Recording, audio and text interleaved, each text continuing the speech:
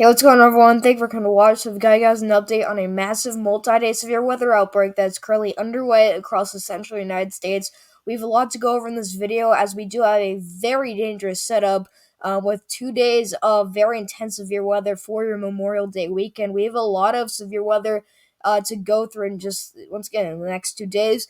All right, we're talking about a big-time severe weather outbreak tomorrow, which tomorrow will be the biggest day I think of this event. But you can see, starting out with our current radar, what we got going on is we have a lot of showers and thunderstorms with our, with little outbreak of our own going on right now. We do have an enhanced risk, at least there was an enhanced risk, driven by these thunderstorms. You can see we have supercells charging their way across Oklahoma, Arkansas, southern Missouri, and even into eastern Texas, where I believe we did have a tornado emergency earlier today. So let me change my color here so you can see what I'm circling. But yeah, I mean, we've been having some pretty big time severe weather across this region, mainly down here in the southern United States. But even up here into Illinois, we've been talking about some showers and thunderstorms, um, with still a slight risk in effect as we get into tonight. All right, but that's what we've got going on right now. So let's take a look. So now let's take a look at your alerts.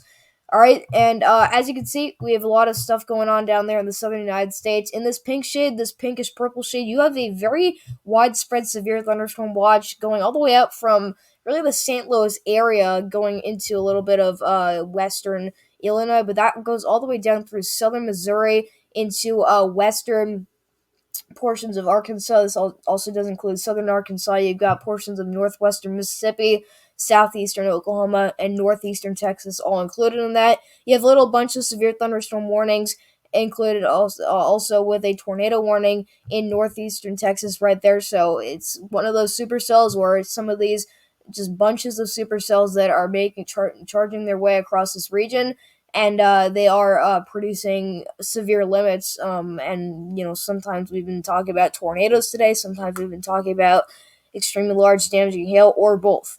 All right, and also we do have red flag warnings going out for the entire state of New Mexico. You also do have the western, side of Texas, near the border of Texas and New Mexico. You've also got a sliver of southeastern Arizona included in that red flag warning. All right, and this is the scary part too. Is look at this, Southern Texas. I'll circle it right here.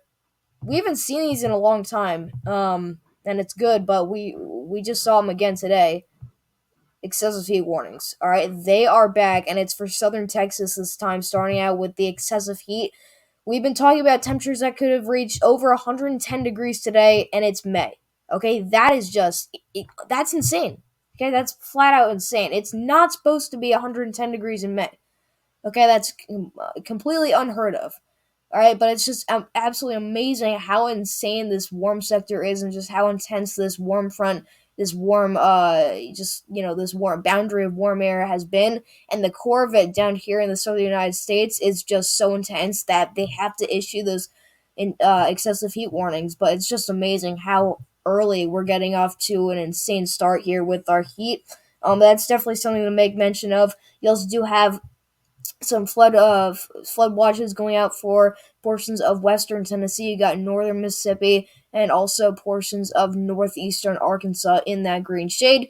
All right, you also do actually have some frost advisories up into North Dakota, and we also do have some freeze warnings. So it's interesting. We have freeze warnings and excessive heat warnings at the same time. It's pretty much like the exact opposite. All right, so that's kind of just, I just find that bizarre, but it's crazy how you can just go like however many miles it is between the, whatever county this is down here in southern Texas, that's or whatever counties they're in southern Texas inside this excessive heat warning. You just go like a few thousand miles, I guess, or whatever it is, up to the up to the freeze warning, and it's just completely different. So just something to make mention of. But anyways, we move over to the SPC. All right, so today what we had an enhanced risk inside of this. Now we're left with a slight risk, pretty broad slight risk. You've got a 2% tornado threat in the green shade.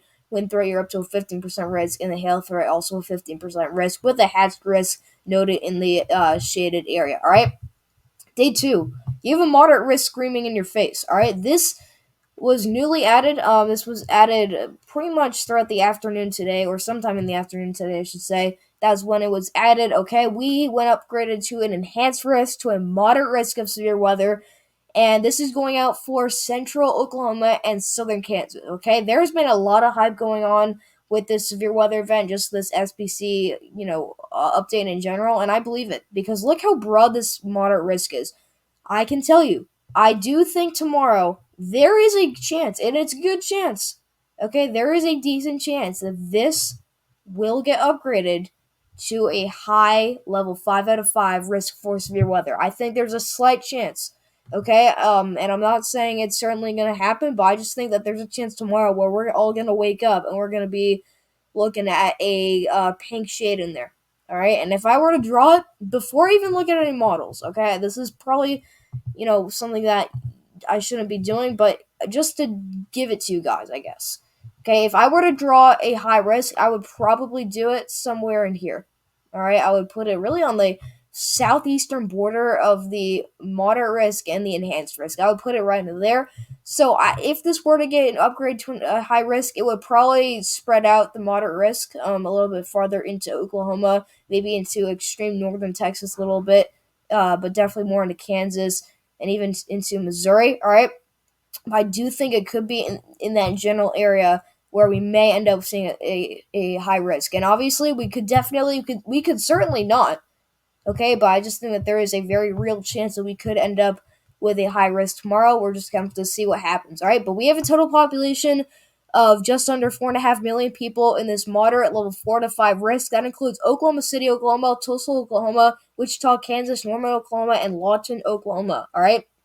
You got enhanced risk surrounding that. That's in the orange shade. That's level 3 out of 5 risk, including Kansas City, Missouri, Overland Park, Kansas, Kansas City, Kansas, Topeka, Kansas, and Olaf, Kansas. All right. In the slight risk, you've got Lincoln, Nebraska, Springfield, Missouri, Abilene, Texas, St. Joseph, Missouri, and Fayetteville, Arkansas. And then the marginal risk, that's what surrounds everything that you see. All right, that's in the dark green shade. That's level 1 out of 5 risk. Okay, so what is this driven off by? Well, you do have a 15% tornado threat, okay? 15% tornado threat. This is not 10% hatch. This is 15% hatch. Okay, I'll tell you guys.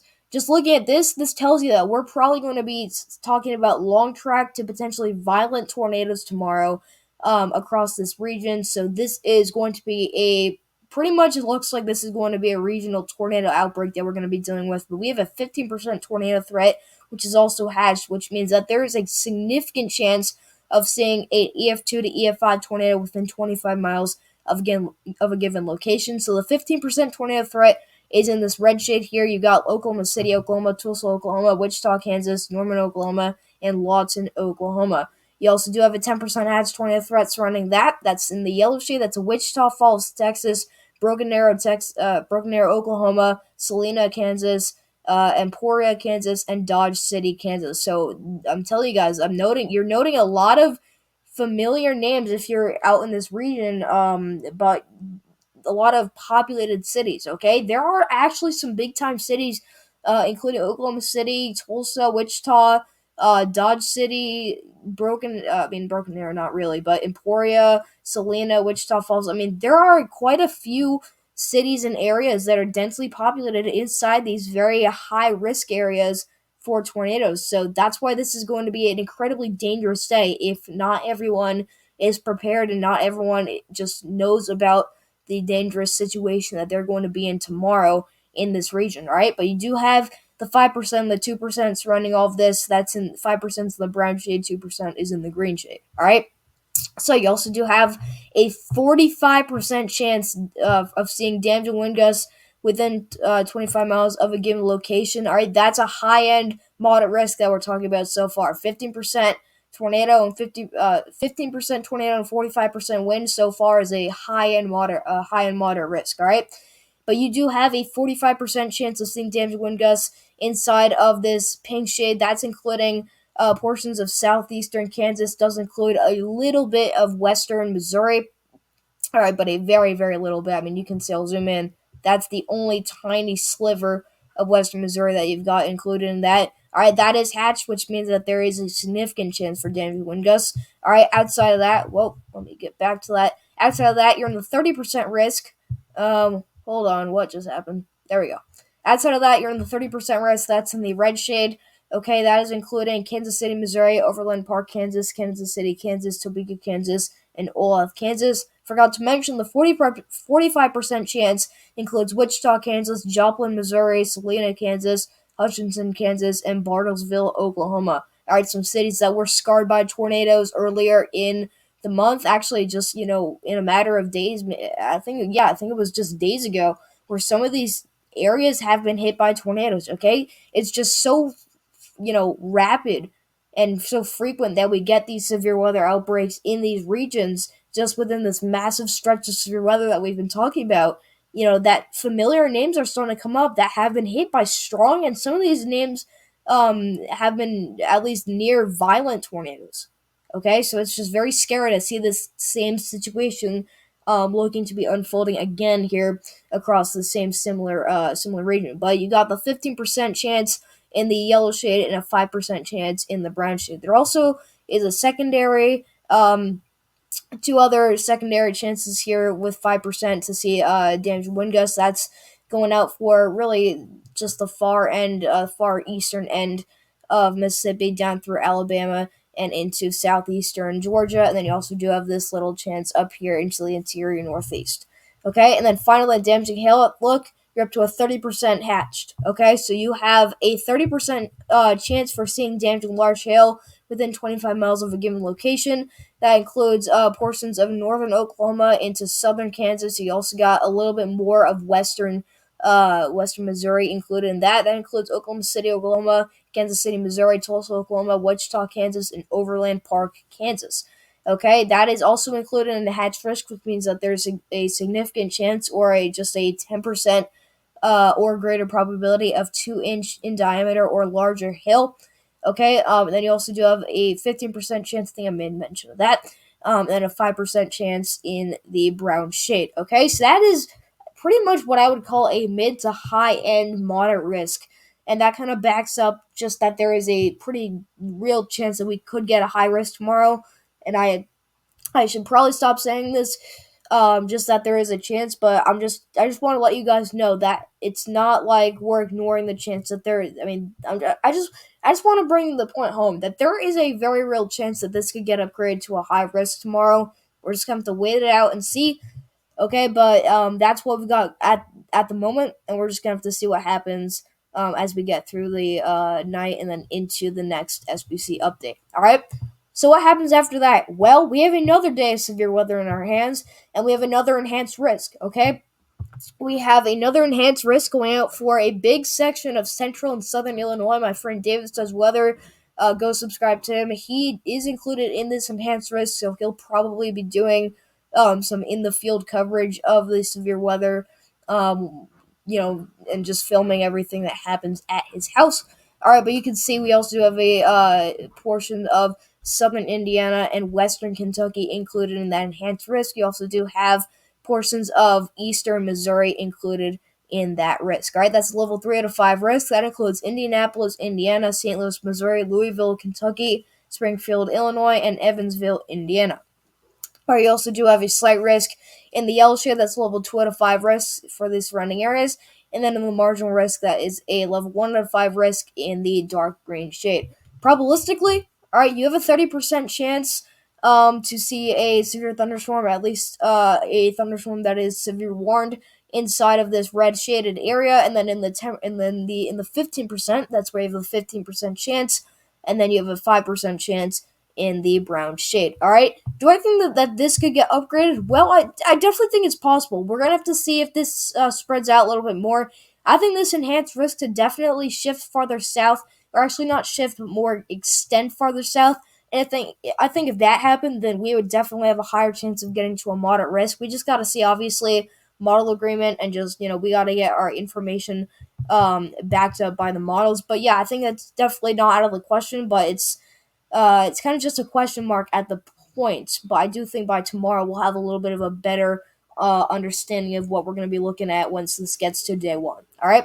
Day 4 to 8, I think we're finally going to get to that point where we do actually see a break in the severe weather. I mean, it seems like it's never, but I think we actually will get a break, because you can see none of these days except day 4, but day 4 is not going to give us anything.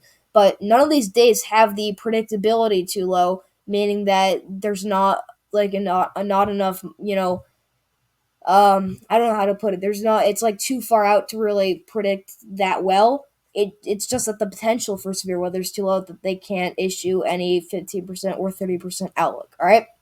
So I think we're gonna be good once we get past day three, which I believe day three is actually day three is Sunday into Monday, so I think day four, which is Memorial Day, I think Memorial Day on, we're gonna be all right with severe weather. But anyways, let's get to the forecast here, and we're gonna start out in Oklahoma, or actually centered around Oklahoma, taking a look at tomorrow's event. All right, so we're looking at the HRRR model on the composite reflectivity. It's basically just a fancy it's just a fancy way to look at reflectivity, but we're going to be using the HRRR instead of the NAV 3KM model, just because I want to take a look at some soundings in this update as well.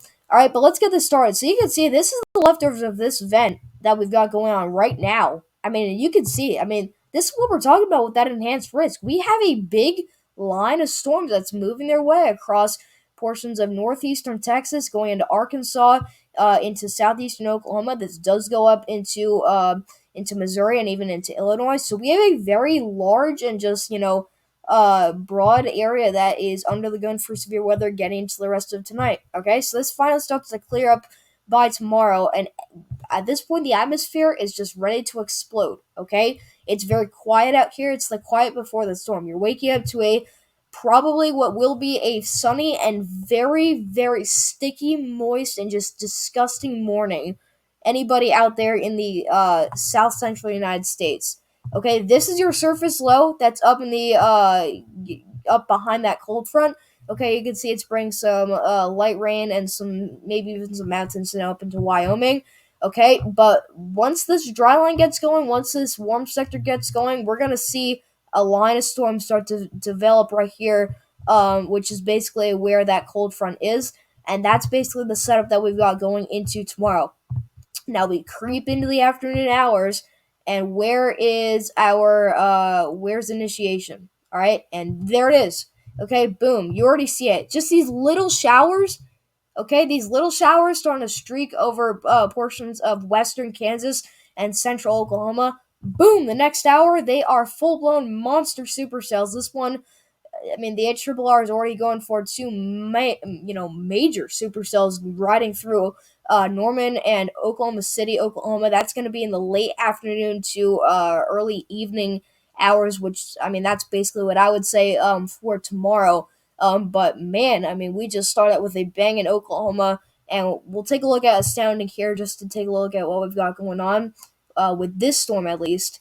All right, here's our possible hazard type. It's tornado. That is a very dangerous looking photograph. Look at that. You see, you want to look for a 90-degree angle. You almost get a perfect 90-degree angle with that. So that's showing some very strong low-level rotation right there. That's a pretty good photograph right there. Okay, you have intense instability there. That's slinky. You can see as you go up into the atmosphere. All right, it starts to immediately turn and change directions. That's wind changing directions, changing heights is what I like to call it. All right, you have a very intense warm sector, 70-degree dew points right there, 90-degree temperatures. This is just absolutely insane. Look at that.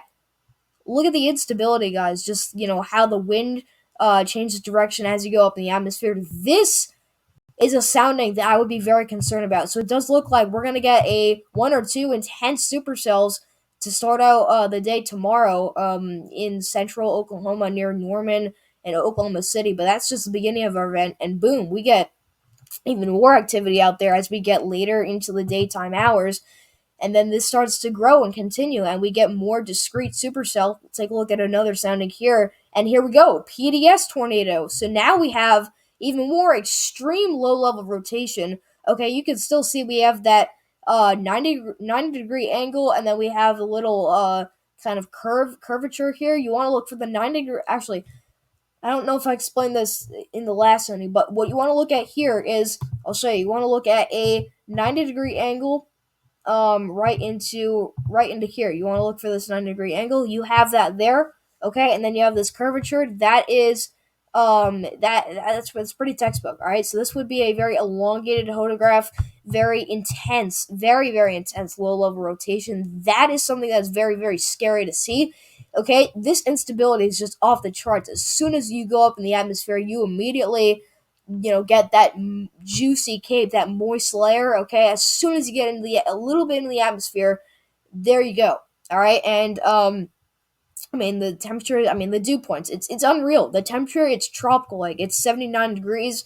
Okay, if you're a little bit ahead of the storms but still inside the warm sector, you're probably sitting at about 85 to 90 degrees. But if you're inside, the storm system itself with the thunderstorms, you're down to a tropical 79 degrees with dew points in the mid to upper 70s. Okay, so that's obviously going to spore a possible hazard type of a PDS tornado, which is a particularly dangerous situation tornado. That is a very concerning sounding, and that is out of northwestern Oklahoma, or sorry, northeastern Oklahoma. So if you're in northeastern Oklahoma, you've got to be very extra weather aware tomorrow, getting into tomorrow evening, and then tomorrow night. And we'll take one from Kansas. We'll take one here from northern Kansas. This is north central Kansas. Let's take a look at what you guys got. All right. Possible hazard type. It says none. Okay, but you obviously have that big line of storms moving through. So really, what this wouldn't support is definitely tornadoes. You don't see any. This is a very messy photograph, so definitely not a sounding that would support tornadoes. All right, not the best dew points, getting to about 60 degrees. So this is honestly not that bad of a sounding, meaning that not it's like not anything robust. All right, but this is definitely. You're definitely going to get a line of storms to move through northern Kansas into Nebraska, but it's definitely not going to be anywhere as crazy as what we're going to be talking about in southern Kansas and into Oklahoma. But let's take one down here where our supercells are starting to pop off into southeastern Kansas. Let's take one right here. All right, here's your possible hazard type of tornado. All right, let's take a look at your sounding. Okay, pretty much, you got a triangle kind of look to it, so this would not be a 90 degree angle that you see here, but you can kind of get the resemblance of at least what looks like a somewhat 90 degree angle, not completely 90 degrees straight. But you have the curvature here. You have a little bit of an elongated photograph there, so that definitely shows some fairly strong low level rotation. All right, ridiculous dew points above 70 degrees with a tropical 76 degree dew points. All right. This shows 4 loose matches, both showing 100% tornado. Okay, so this would definitely that sounding definitely backs up just the idea that these storm cells back here into southeastern Kansas would be producing tornadoes. So what I'm worried about, guys, to be honest, what I'm worried about, the HRRR is basically showing exactly where I was circling that area where the potential high risk could be. It's right into here, all right, and it could even be a little bit further south into Oklahoma. Because remember, this is the supercell that the HRRR is showing a sounding for a PDS tornado. Okay, so that's the bunch of storms that I'm very concerned about for eastern Oklahoma and eastern Kansas. But this line continues to move off to the east, and we see a very intense squall line form here. A very damaged wind gust could even get a QLCS trying to form here. All right, so no tornado threat with that. All right, but you still have those 60 degree dew points. It's decent 61 degree temperatures to where I think this might even be the overnight hours. Okay, but you still have a very big line of storms, big bunch of storms moving their way across the Midwest. All right, so we took a look at the HRRR. We took a look at just our model guidance as far as what our future radar could look like. Now let's look at just the science, or more, I guess I should say, more in-depth breakdown of why this is happening, the juicy details. All right. So we look at CAPE. This is our convection allowing potential energy. Okay, and we can already see getting into tonight, this evening, we already had up to 5,000 joules per kilograms of CAPE, which is absolutely unreal. But that was seen as far north as Missouri, where we weren't exactly at 5,000 in Missouri, but way over 4,000 joules per kilograms, which is insane in Missouri. So that was just today. Let's see what happens tomorrow. You can see this obviously becomes killed as the overnight hours roll in. But let's get into tomorrow, and you can slowly see these this CAPE level starting to rise, and boom, there you go. You're starting to see 3,000 to 4,000 joules per kilograms of CAPE up into Oklahoma and then slowly get into Kansas. And I'll tell you for now, for a fact, it does not really matter about the CAPE. I mean, CAPE just shows you that there's just a lot of energy in the atmosphere you know, for big time severe weather. Okay, but not every storm system is going to rely on CAPE, and I definitely think that this one will not need to 100% rely on CAPE. So just because that the highest levels of CAPE are not in one specific area doesn't mean that they are going to see that they're just not going to see anything. I just want to make sure that that's clear. But you can see that we're still getting 3,000 to 4,000 joules per kilograms CAPE up into Oklahoma, definitely into Texas, but definitely into Oklahoma and up into Kansas as well. And this is when we're getting into the evening to overnight hours. So it's looking like we're probably going to get more of an overnight severe event into Oklahoma and Kansas, which makes this even more dangerous because tornadoes at night it just calls for a bad situation. All right. But finally, as we get into the very early morning hours of Sunday, that's when things are slowly going to calm down, at least for the Cape. And then as we get into the actual, afternoon, daytime hours of Sunday, look at these Cape levels get back up again. And with our, little damaged wind gust event into Illinois and the Midwest, notice how these Cape levels rise significantly, and we get back in the 4,000s, but way farther north than I was expecting. All right, so we now look at our significant tornado parameter on the HRRR just to basically take a look at where the models are predicting the highest chance for seeing a significant tornado, which would be pretty much just a strong tornado, EF1, EF2, or greater in strength, and then maybe even PDS. PDS would be one more of the high end. All right, but you can see, we already see Oklahoma just flashing lights out here, getting into the blues. Look at this. We are already maxing out, we are well maxing out the significant tornado parameter, getting to about a 17, 18 on the dot here in southern Oklahoma. Wherever you see this blue, this is where the STP is maxing out. So this is already looking very, very concerning when you see just the significant tornado parameter getting maxed out pretty much everywhere in central Oklahoma. But this continues, and you can even see some of this happening in southeastern Kansas, right where the moderate risk is. But I mean, if you are in this entire area, you gotta be aware that there is a very high chance that there could be at least a very strong tornado on the ground somewhere near your location. There is a very high chance that could end up happening. And we even see the significant tornado parameter on the HRRR get maxed out over here in Arkansas. Okay, so that's definitely showing a little bit of a chance of the moderate risk getting shifted a little bit farther south, or at least not shifted, but definitely expanded. So I think that there's a good chance that we could actually see a moderate risk become very large like this by tomorrow morning. We really just have to see what happens. I think that's definitely possible, though. And then we continue on throughout the rest of the event, and we still see the significant tornado parameter to become maxed out as these storms move along. All right? So we go over to our dew points. We're looking at just the thermodynamics side of this breakdown. You can see, I mean, there's just no problem with the dew points. We're well into the 70s. I know, I mean, some of these areas may even get close to 80-degree dew points, which is just, I mean, I've never heard of 80-degree dew points. That's just absolutely insane. But I think it's definitely possible just with the environment that we have. All right, what is this?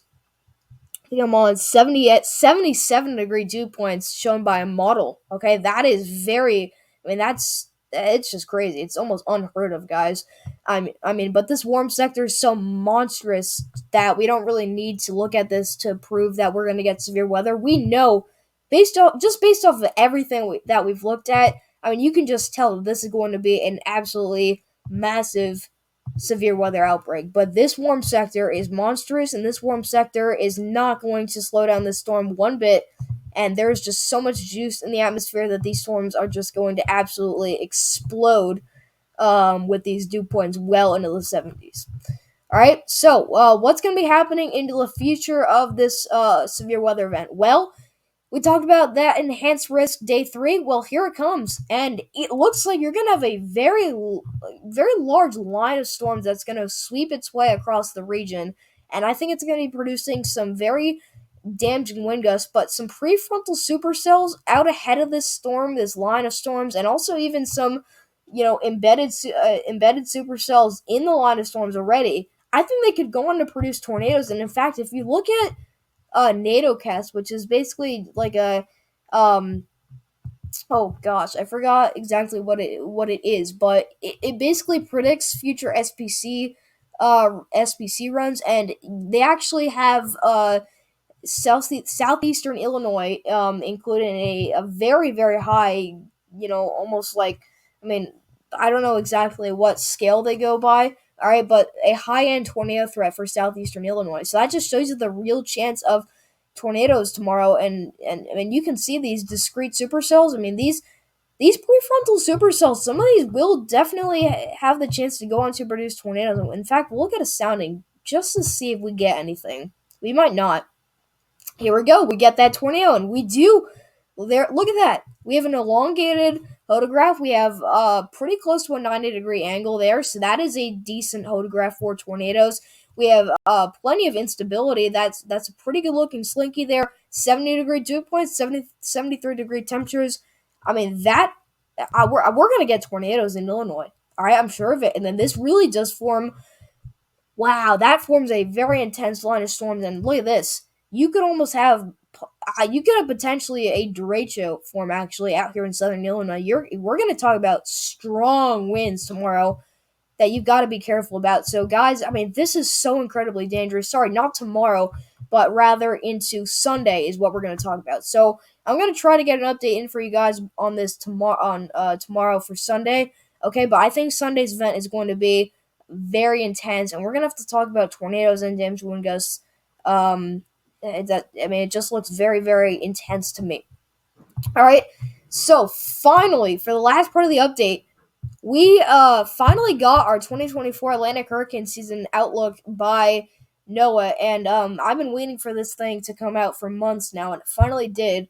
And I think it really just points us all correctly that this season has a very real chance that this could actually end up being a hyperactive season. All right, we'll start out with the pie chart here. We have an 85% chance for this hurricane season to be above average, meaning that there is an 85% chance that we're going to see an above average number of named storms in the 2024 Atlantic hurricane season. That's predicted by NOAA. Okay, and they have a 5% chance.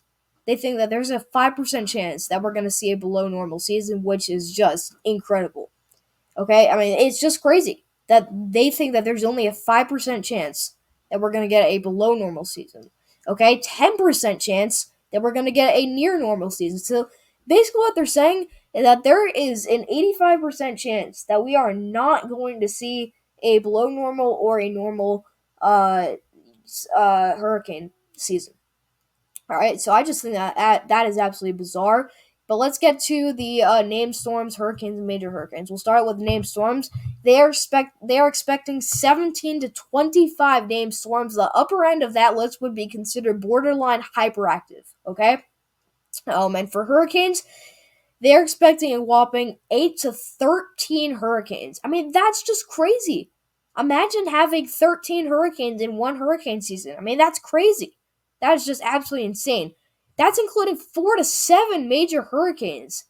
I mean, that is this. I'll tell you guys, this is just an incredibly scary outlook. And I will tell you guys for a fact, after summing all this up, this is the most aggressive hurricane season forecast that they have ever put out. I'm not saying that because I think of that. No, that's a fact. Okay? This is the most aggressive hurricane season forecast that they have ever put out. They've done ones for 2011 and just 2020. They've done ones for all of these big-time hurricane season forecasts, big-time hurricane seasons. But this year is the one where we have the most intense one that they have ever put out.